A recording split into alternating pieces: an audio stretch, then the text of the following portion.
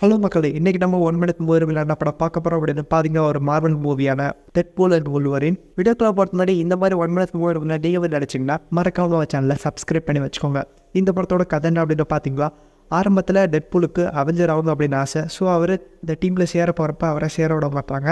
So அவருக்கு ஒரு assignment வருது.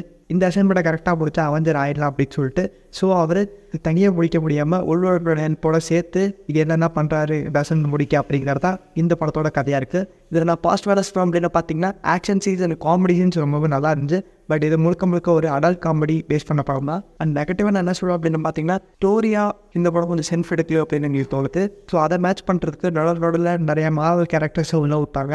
ஓவராலாக இந்த படம் இந்த வீக்குக்கு ஒரு என்டர்டைனர் படமாக இருக்கும். நீங்கள் ஸ்டோரில் எதிர்பார்க்காம டெட்பூல் ஃபேனாக இந்த படம் பார்த்தீங்கன்னா இது கொஞ்சம் உங்களுக்கு சாட்டிஸ்ஃபை பண்ணும். சப்போஸ் நீங்கள் இந்த படத்தை பார்த்துருந்தீங்கன்னா உங்களுக்கு இந்த படம் எப்படி பிடிச்சிருச்சு அப்படிங்கிற உங்கள் ரிவ்யூவை மறக்காமல் கமெண்ட் பண்ணுங்கள். தேங்க்யூ.